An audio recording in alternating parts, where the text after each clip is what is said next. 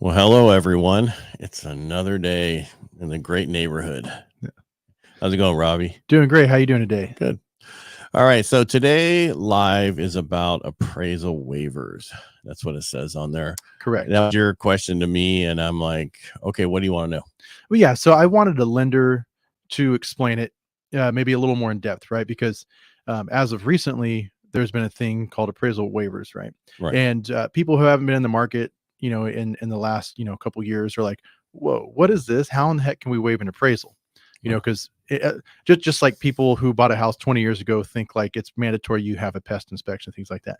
So I wanted you to just give a brief description because people are kind of mystified by it, and I figured you'd be the best person to explain it. Okay, I'll do my best. All right. All right. So appraisal waivers came out a while back, and it's only unconventional, and that's Fannie and Freddie properties.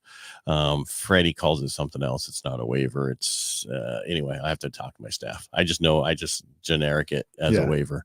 Basically what is Fannie and Freddie, and if you don't know, I'm talking about Fannie Mae, Freddie Mac, have been keeping track of appraisal data for years.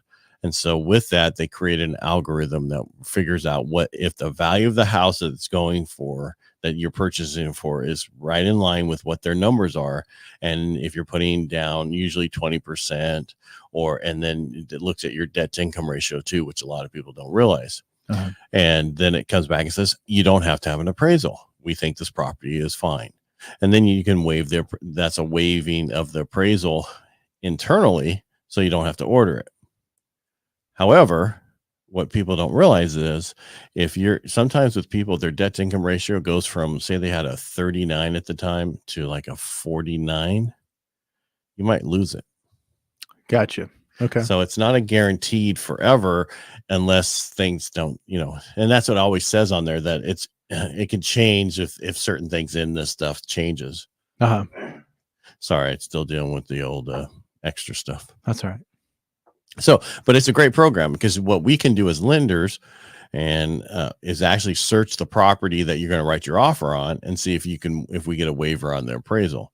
If we do up front and nothing changes, it should be fine all the way through. And I say should be, because sometimes people tell us, we actually take it through, not just pre-qual or pre-approval. We pre-underwrite the pre-approvals.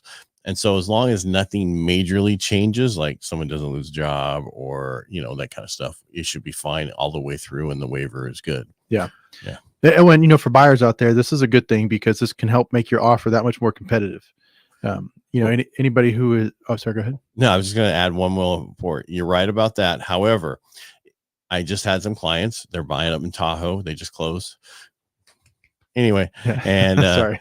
No, they waived the appraisal contingency. They waived inspection contingencies. They waived everything. Oh my gosh. Right. Yeah. Because that's what they needed to do to buy at that time. And in the Bay Area, they're doing that in some places around here. So when we ordered the appraisal, they were like, I thought we waived the appraisal. You did for the real estate part of it, but not for the lender part of it. The lending institution didn't say we waived it, because we didn't, at that point, we didn't know that they're writing an offer on this property for us to be able to do that ahead of time. It's one of those things where you give a letter and then all of a sudden, boom, they write an offer and it finally gets accepted. So even though they waived it, Fannie and Freddie said, we want it. Well, the problem is it was a second home. So we haven't been getting on second homes and investment properties. It's usually primary residence. Yeah. And actually we've been getting, I hate to say this, a lot less than before. Yeah. And is that just because home value has been jumping so much?